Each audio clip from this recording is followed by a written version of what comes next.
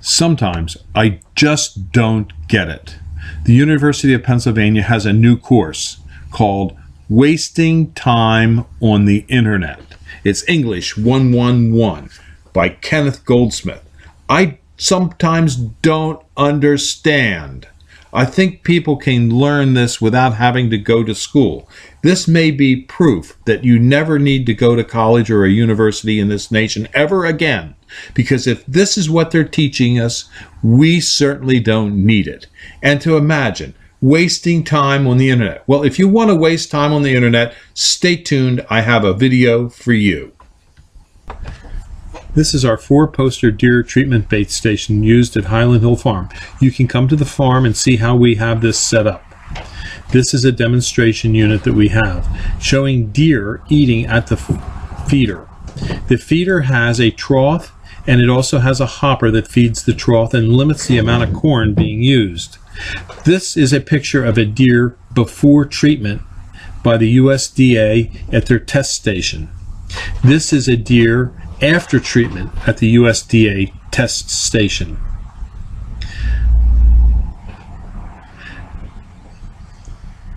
The deer bait station has 4 paint rollers on it, which rub against the ears of the deer while they're eating. It's an efficient way to kill ticks on your property. This bait station has killed up to 98% of the deer ticks in an area. It's recommended that you use 1 feeding station for every 40 acres to get adequate coverage for your property. This feeder uses only, and I repeat, only whole, clean corn. And the deer will only eat about 1.5 pounds of whole, clean corn per deer per day.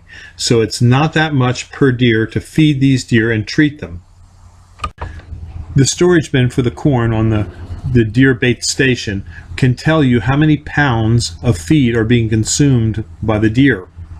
This relates directly to the amount of pesticide you're going to apply to the paint rollers. You need to follow the directions on the label to figure out how much pesticide to apply to the rollers. It's not difficult. It's very easy to do.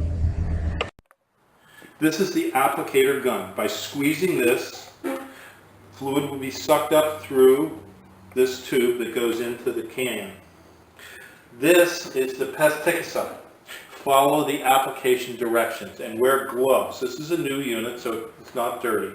But you'll draw in the amount of pesticide needed, and then you'll just push it down on top of the paint roller. So it's very easy to use. If you have any questions about it, read the directions. The directions are thorough. When placing corn in the feeder, do it on a dry day so the corn does not get moldy. Deer will not eat moldy corn, and moldy corn won't flow through the system to the troughs where the deer feed. We like to keep track of the amount of corn that is consumed, because with the knowledge of the amount of corn consumed, we can figure out, using our pesticide label, how much pesticide to add to the paint rollers.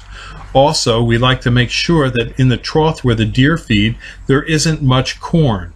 When there's a lot of corn, they can eat it fast and they don't get as much of the pesticide on their ears. We want them to work at the station to get the pesticide on their ears. We check the pesticide.